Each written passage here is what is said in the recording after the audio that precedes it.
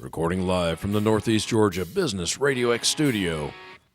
This is Northeast Georgia Business Radio presented by Regions Bank. Embrace the FN life. Member FDIC, an equal housing lender.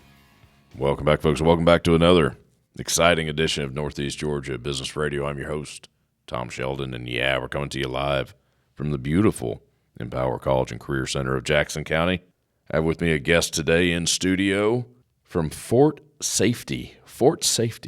I have with me John Winstanley. John, welcome to the Northeast studio. Well, thank you for the warm welcome. Yeah, great to be here. Wonderful facility. I love this place. It's beautiful. She's beautiful. When I say the beautiful Empower College and Career Center, it's true. Did I get the last name right? That's right, yes. I was worried about that. Winstanley, yes. Winstanley. It's a small town in northern England that has a church and a pub in it. That's all I know. So they've got the basics. All bases covered. That's what I'm saying, yeah. But now you're from America. No, I actually was born in England. Were you really? Yes. Not a whole lot of accent there, buddy. No. Well, I have a funny story is there. I have a little thing I do at the beginning of all my talks, but for some reason, when I'm on stage or doing these workshops, my English accent comes out a little bit, like really? Garage or Raspberry. And I've had people on the front row, Raspberry. Oh, wow. Just stare at me. What is he from Australia? What is New wrong England? with this guy? Yeah. That's why they're staring at you. So I say I was born in England, moved to West Germany, moved to the United States in '84, from Baltimore to Indiana to Atlanta. So if you're playing along at home, that makes me an Anglo-Germanic American Yankee Hoosier redneck because Midwesterner. Redneck. I sunburn really easy. That's the redneck part. Not just because I like NASCAR, but do you like NASCAR? Yes. Okay, you can stay in my studio. Okay, well, thank you. Good. Thank you. I feel the love. Well, to some of us, NASCAR is a religion. Correct. Well, you see, how that happened is because I lived in Indianapolis. Indy 500 is really pretty much the only social event you have in Indianapolis. So yes, once a year. Yep. And then Tony Stewart, the 20 Home Depot was but then he switched over, so I kind of followed him. So that's he was IRL champion twice or three times, something. He did the double. He did the 600 and the 500 one day in one day. And if he hadn't done that, he would have probably won the 600. But that's just me. Yeah, well, I think he got really dehydrated, if I remember, in the Charlotte. How he got through that 600-mile race afterwards, no one knows. Yeah, pure will. Because notice he did not do it again. No, I think that left a mark. He was done. He was done. But he was competitive in both. Yeah. So how did we get on NASCAR? You're a world traveler. Why aren't you a Formula One guy? Nothing against Formula One, but you like cars passing each other? I like and actually cars, racing? Like a little bit of sheet metal damage would be good. A little rubbing? A little southern redneckisms are good. Yeah. Nothing wrong with being a redneck. No. Oh, I've been accused many times. Really? What they say? Oh, I don't know. They won't say it to my face. Do you blame them? No. Probably not. Fort Safety. Yes. Sounds important. Yes. Well, I'm actually a civil engineer, Tom. Are you really? Yeah. In this where we live, you need retaining walls. That's what it is, a contractor, design build contractor. My two children were the source of why I do what I do now. One of my children was shown some horrific material on a school bus by another child back when he was 8. No one told me that these phones that they were handing out to the kids, and back then, these are the flip phones. So these were like the Razor, this was BlackBerry. 25 years ago. Yeah, exactly. Yeah. When digital became a thing. It did, and we just blindsided me. So as an engineer, I did a deep dive, but I didn't do anything with it until my other child, Laura Gwen, who had a mitochondrial disorder, which is a genetic disease. She gave that disease all she had, but after 7 years, she passed away peacefully. No, I don't tell you that story, and I do this all the time, not to get I'm so sorry. It's one of those, and you guys can't see me now because it's radio, but it's one of those stick my chest out proud statements. My daughter, at her funeral, people, doctors, bus drivers, parapros, therapists got up there on stage and said how much that little girl meant to them and how much they changed their lives. And I, as a father, something flipped on the inside, and my ex-wife looked at me and said, well, if you want to do this, try it. So I became a stay-at-home dad, raising Kyle, our son, and started Fort Safety, whose mission is to protect kids and strengthen families from online harm and toxic cyber behaviors. That's our mission. We do that on a daily basis. Now, you're talking internet safety. Correct. That is not cybersecurity, folks. Yeah, and that's a great point. People, it's like, well, I've already got like this antivirus stuff on my Yeah, I computer. pay someone $100 a month to make sure that someone in India does not hack my system. Right. Yeah. So cybersecurity is worried about the data, the bits and bobs, the ones and zeros, the money. Internet safety is worried about the person in front of the screen. I care about the heart behind it. Now, there is an overlap, right? If you get you got your identity stolen, you got to do some things. You got to protect your data, but also you're pretty concerned right now. Mm-hmm.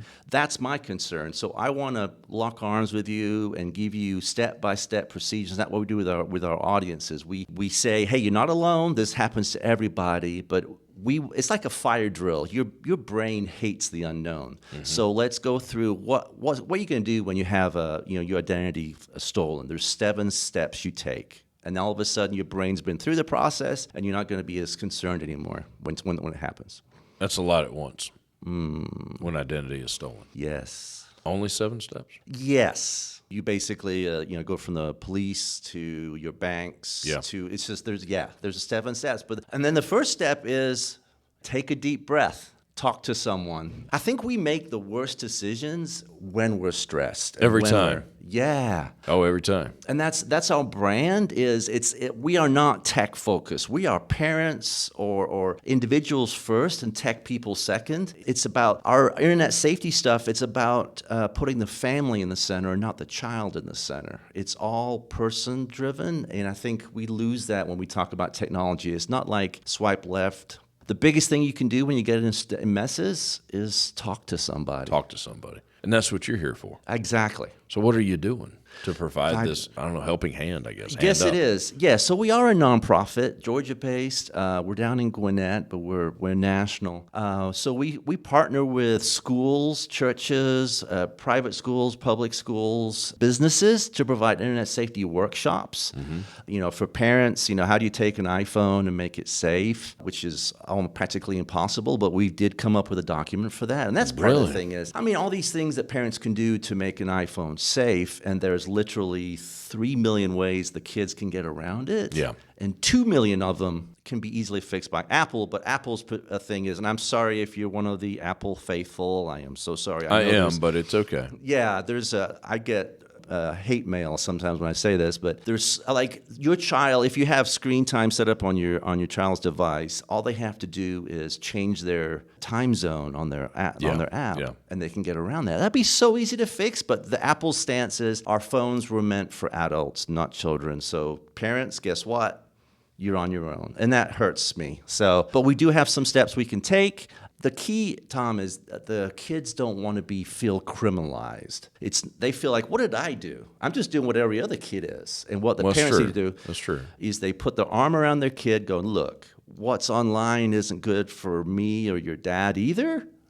So we're all going to put this on our phones together. And mom knows what's on kid's phone, kids know what's on mom's phone, mom knows what's on dad's phone, and we're all using it together. You're going to get the, Mom, why are you playing Candy Crush for 20 hours a day? It's like, I imagine you will. Yeah. I think I know the answer to that. Right. Because I'm your mother. I grew up in the 70s and 80s. Yeah. There was a lot of that. Right. Yeah. Or Dad, why do you keep going to Victoria's Secret? Well, I was going to get something, nice for Mom for Mom's Day or something. And now you've ruined it, so I have to go back. But these how much stalking of me have you done with my childhood? Well, yeah, but the thing is that parents are talking. If something racy comes on primetime TV, use that little button on the DVR, pause the live action, and talk to your child about, hey, Green Lantern just met this lady, and now they're kissing and doing other stuff. How do we feel about that? Does that line up with our family values? If you were that lady, how would you feel? Just talk it through with your kid, and don't let that hormone-driven teenager go upstairs without unpacking it with their parents first. Stuff like that. That was for organizations, but also we help parents. We have one-on-one coaching. So you have a kid that's got a gaming addiction. We do one-on-one coaching as well.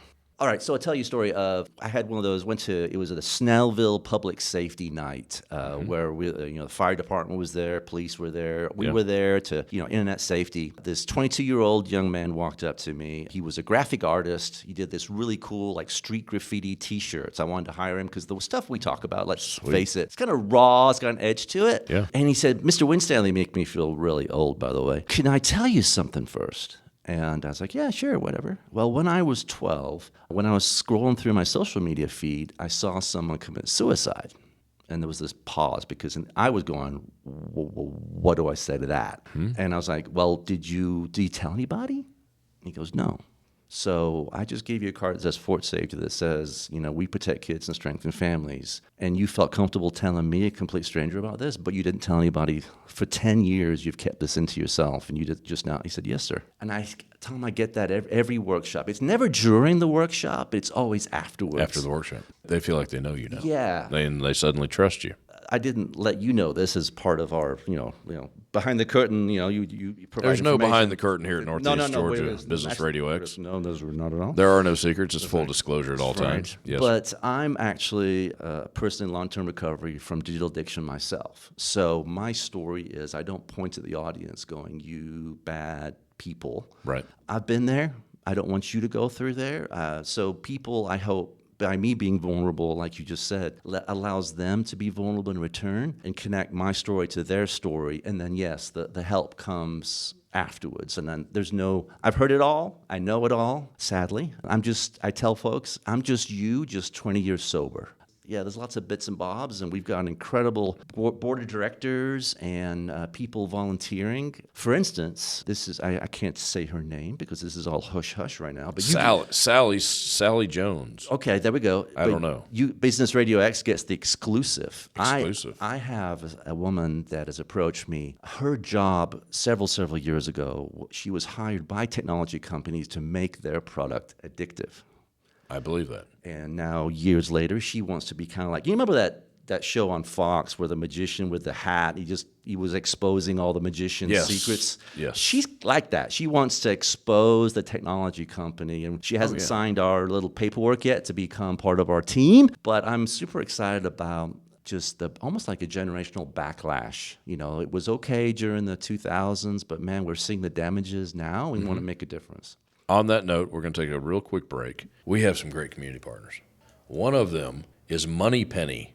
Have you ever been worried that your clients aren't able to correspond with you fast enough? MoneyPenny is a world-leading outsourced communications provider offering U.S.-based, dedicated receptionists and large business phone handling provisions. You've seen the live chat boxes when you visit a website. That's live chat services. And yes, MoneyPenny handles that as well. Visit moneypenny.com for services and details. MoneyPenny, your business's second home. Hey, and while you're at it, visit our new website, negabrx.com, to see all our great community partners. John, you still there? I am. I got bills to pay around here, man. MoneyPenny will do it for you. MoneyPenny is awesome. You've ever been on a website? I'm sure you have. Wow, that was loaded. Yeah. The little box pops up to chat. Mm-hmm. That's MoneyPenny. Wow. Isn't that cool? Yeah. They're global. And you guys have them as a partner. They love us. Wow. We talk very well of them because they're awesome. Can you hook a brother up? Just send them my way? All the time. Okay. All the time. Chat boxes for everyone. You get a chat box. You get a chat box. I need a really big chat box. I'm kind of an extrovert that way. Yeah, I'm sure. I'm sure they could. Never mind. Yeah. What were we talking about? We were talking about Fort Safety. Yeah, and basically this generational backlash. Talked about the young gentleman. That's right. But I started doing this, like I said, once Laura passed, and I just started reinventing myself. And basically, a lot of the early talks were in front of church groups, youth groups, and it was always, well, these kids don't have those issues, but we want you to train them or talk about it so they can help the other students in their groups and stuff like that. And there was a young lady in one of those very first talks. Her name was Rachel, and she's recently become one of our volunteers and helping me talk to moms, but she's now married. She said, "John, you were the first person in my life that ever talked about this problems with phone and the content and the conduct and the contact going on. I was really struggling, and I just want to give back. As a founder of something that was just an idea in my basement, to then have several generations later them to get involved, it just means a lot to me. That's just like like one of those tear-jerk moments. I hear you, man. Yeah. It all pays off. It does. But you're developing something new, are you not?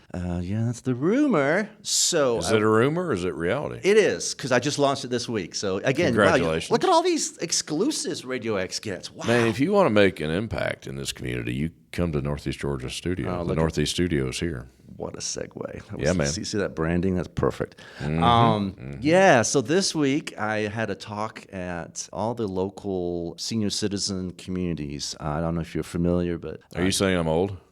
If I say I'm No. familiar, you're saying I'm old? You have less gray hair than I do, my friend. So let's not be. My hair's shorter than yours. Yeah. Yeah, it's true. I'm That's just right. saying. Okay. All right. It's all about the how much. Retirement communities. Yes, let's get back on track. Sorry. But yeah, so this area, North Georgia, the senior citizen population, the boomers, it's booming, especially in Gwinnett. In a couple of years, going to have more senior citizens than I do students in the schools, which is amazing because Gwinnett's like one of our largest school systems ever. So, and then I started looking at this, and our senior citizens are the most taken advantage of by scams, internet safety-related issues. Even, the children have the mental health issues, the cyberbullying, but our senior citizens are losing, literally, I think the latest stat was $30 billion a year.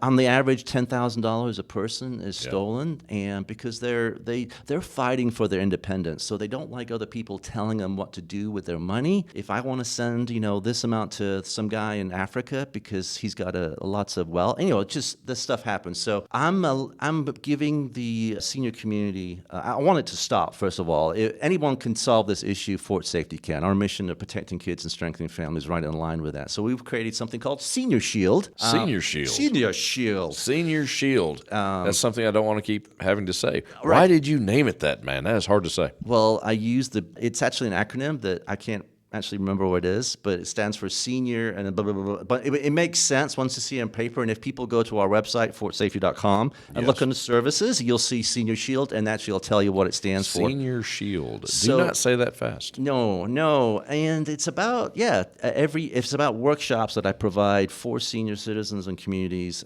How do you make an iPhone safe? How do you keep your grandchildren safe? How do you patch up your computer? What's the latest scams? We have access to cybersecurity apps where we can tell which scams are the most active in what zip code and let you guys know that. And also just help our senior citizens if they're having trouble talking to grandkids and set up their phones and one-on-one safety. So we're super excited about this. If you guys go to all our social media is really easy, at Fort Safety, so all one word, FORT, safety. I'm sure it'll be in the show notes. Oh, yeah. But you'll see the shield. We have an actual medieval shield that's completely branded, that's a selfie magnet, and that's why a lot of our brands are caught shields in it. That makes sense to me. Yeah. Now, you have been known to walk around physically with a shield. Yes. I've seen you do it. You did not bring it today. I did. I'm a little crestfallen over that. I messed up. I'm sorry. I just don't rate. Yes, it was raining profusely, and just into jogging over here. Well, you could have used the shield in that case. I would, like I said, I'm just saying. You're much smarter than I am. Well, I don't know about that. Okay. I don't know about that. Yeah. This may go down a rabbit hole. This may be a horrible question, but I got to ask it anyway. Is AI going to change your approach in the things you're doing to combat artificial intelligence? Goes right for the heart of the issues. That's what I'm here for. I cannot get through a day without someone saying something about AI to me. Quote unquote, it's scary. I'm scared to death. Yeah. And before the Terminators show up, I'm scared to death. When they show up, I'm going to be, hey, don't blame me. I told you. I warned you. Right. I've seen the movies. I've used it for, there was a PTA hired me last year, and it was their last banquet, and it was Hawaiian tiki themed. So I used ChatGPT. I typed in, because I wanted it to be funny too, so could you make me some jokes that combine internet safety, shields, and Hawaiian tiki and pump? I mean, that's the great use for that. And it did it. It did. And then I had him write a spoken word with the same themes, so it was great. But I heard this week in that presentation I just told you about, Senior Shield, one of the ladies in the audience told me last week her boyfriend, while she was in the car, got a call. It was her number and her picture. And when he pressed answer, again, she's next to him in the car holding up her phone, not dialing. Right. Her voice. Yeah. That's what I was getting at. Yeah. Yeah. And it was like, she was like, this is my phone. Sorry, I'm making lots of hand gestures. It doesn't work on radio. He's about to fly out of the studio, actually. Sorry. It's windy out there. You might catch flight. Sorry, yes. No, it's good. No. I'm not designed You're for very radio. entertaining. Thank you. Very entertaining. I'm entertained. So, but yes. now the young lady sitting next to her boyfriend, and I imagine the phone was screaming, "Oh, they've got me. Send me $10,000. They've got me, and they're going to hurt me." And I'm asking experts on this, and they don't need much of your voice to do that. I heard less than 15 seconds. Right. So it could be your voicemail message. It's voicemail. Well, I'm not social media. I'm not the expert. Right. There's a few hundred hours of me on the internet. Correct. Well, right. The thing is, if someone calls my wife like that, they'd be like, "You should pay me for taking him or something." Right. So, they would. Well, ransom me. Good luck with that. Yeah. I'm not like anything from RadioX, because you guys just anything you put out there goes viral. But the most viral, quote unquote, thing that Fort Safety's ever done is me. We have this part of our workshops where I ask the audience, give me any elementary school in the United States, any. Within 60 seconds, I start a timer. I'm going to find out something about a child that goes to that school. Theoretically, I'm not going to do it, of course. I could walk up to that school and take that child. Yeah. And parents, well, our biggest takeaway, if the one thing you learned today, those first day of school pictures of stuff, just send them to grandma, send them to grandpa. Just don't post them publicly. No, I'm with you on that. Yeah. So other than throwing the cell phone into the river. We have a webinar that's called that, actually. Do you really? Yes. I am that good. Okay. What can I say? Wow. ChatGPT told me no. It doesn't. No, it doesn't. Yeah. No, I don't use AI. Right. All this comes from my mind. It's scary, Right. I know. But seriously, other than throwing the phone away or just saying you're not getting one until you leave my house. Right. Again, I grew up in the 70s and 80s. That's something my parents would have said. Right. We call them, option number one, we call a nuclear option, which is typical default for parents these days. My child's not getting a cell phone until they're 21, right? Till they leave the house. Right. They leave the house, yeah. right. No social media. Right. But remember, parents, grandparents, my son didn't have a phone. He was just shown it by another child. So there's always going to be another child. So even if you don't give your child access to technology, which they need for education, which they need to get a job. But they don't need social media for that. No, but you still have to have discussions with your children about cyberbullying. cyberbullying. Absolutely. Adult content, which I hate that word because let's face it, it's not good for us adults either, but it's just for But it's public. intended. Yeah, something like that. Go with that? Yeah, that's a discussion for another show. Yeah, it's a whole other podcast series. So that's the nuclear option. Then you get frustrated. So then you put, all right, little Timmy saw something bad. So then they go the other option, which is more tech, as many filters, blocks, restrictions as they can. And like I was saying before, the kid's sitting there going, what's going on? I'm not the criminal. What's going on? So, and then there's 3,000 ways for that child to get around those. So then you throw up your hands and you go to option 3. You just give up hope. We call this the oh well option. Oh well, kids will be kids. And then that is not good because the average kid spends 7 hours a day on the phone. That's 49 hours a week. That's a full-time job plus 9 hours in case you're playing along at home. 72% are bullied. 21% of them encounter predators. Suicide rates have doubled since 2007, which is when the iPhone came out and Twitter went live, in case you're looking historical facts. So that's not an option either. So your solution to this, I know this is completely cheesy, but you give us a call. You go to fortsafety.com going, I just need help. And there's a way to make it not child-centric, but family-centric. And trust me, you will feel like your life is coming back online. Everyone's going to be using the internet together, but it's about talking and learning and accepting. The genie's out of the bottle. And I hope with AI, we can maybe put a little bit of it back in the bottle, but I don't know, man. Yeah, so we'll have to see. But I want to close or towards the end, again, all the parents out there may be listening to this. Hear me when I say this. You are the best internet safety device on the market today. You will not give up on your children. You don't need upgrading. You won't crash. There's no way around you. And if your child comes to you and they've seen something horrific or they're scared, what you do is you don't take that phone away from them. You put your arm around them and say, look, I don't know what I'm going to do right now, but I'm going to call Fort Safety and we're going to go out for an ice cream, because that child came to you and told you they did something, they saw something scary, and that gives you a chance to have that conversation, not be like that young man that keeps it to himself for 10 years. So is there a website?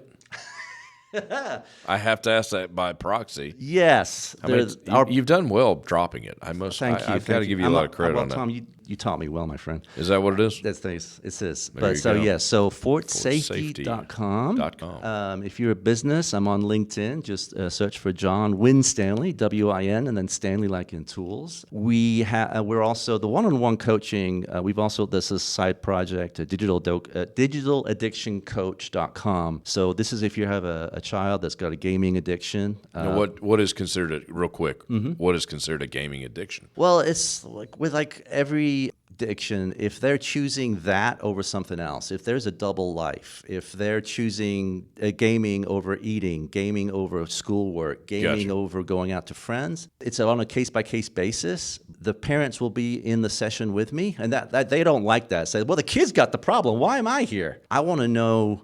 You raise the kids, so I want to know what makes them come alive and all that good stuff. So yeah, that's a new thing. Well, brother, if we got it all in, they'll play my music in a second, then we'll wrap up. All right. Oh, and there it goes. What was that? What was that website one more time? FortSafety.com. I just had to get you to say it again. Folks, check John out and what Fort Safety is doing.